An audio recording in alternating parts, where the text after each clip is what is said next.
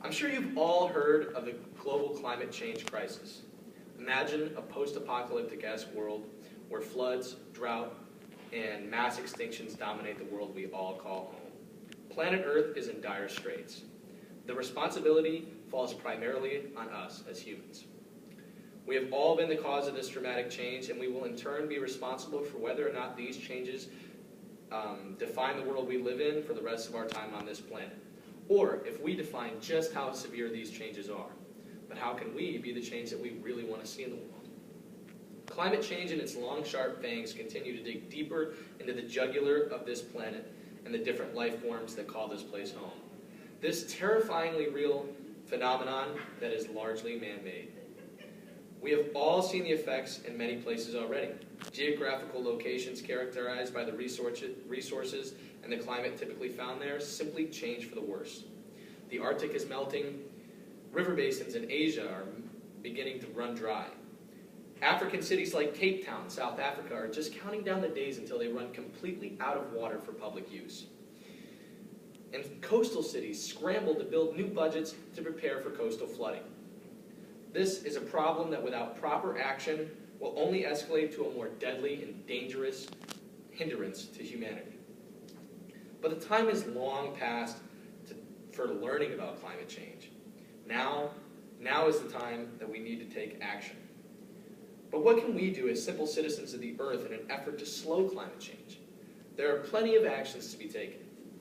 One of those things could be carpooling or driving a more fuel-efficient car. According to cotap.org, carpooling can cut your yearly carbon output by nearly 40%. So as you can see, these two options may cut down your individual climate change contribution to climate change dramatically. Another thing you may not have thought about would be simply planting a tree.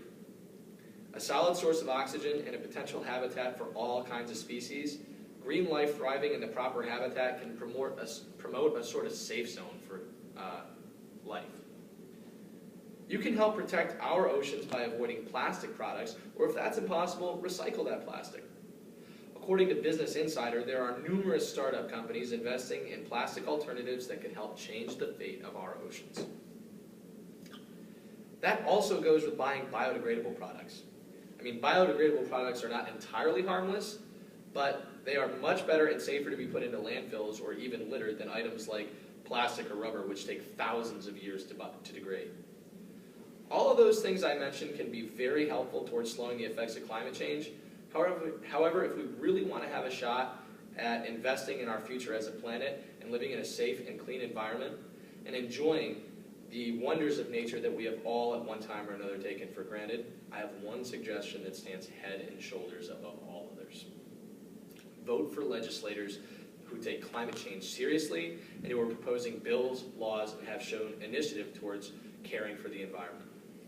Legislators who propose tariffs on CO2 emissions, and legislators who provide tax breaks for community-friendly companies, meaning companies who are responsible for their waste. When people tend to think of themselves as just one person who can't make that much of a difference individually, they often forget that they have the power to vote and put people with similar ideas to them in positions of power. Government officials often have the power to propose ideas that can affect corporations and even other countries' CO2 outputs. Money always seems to be the objective. Legislators can find ways to make corporations like the meat industry, who according to NASA.com and RJ, are responsible for anywhere between 30 and 55% of worldwide carbon emissions, want to cut back on their negative impact through tax cuts and other incentives.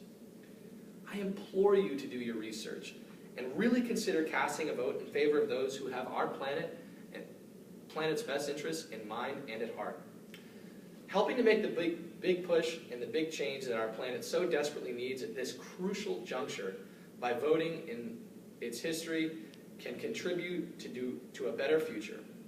Every vote and every little bit counts.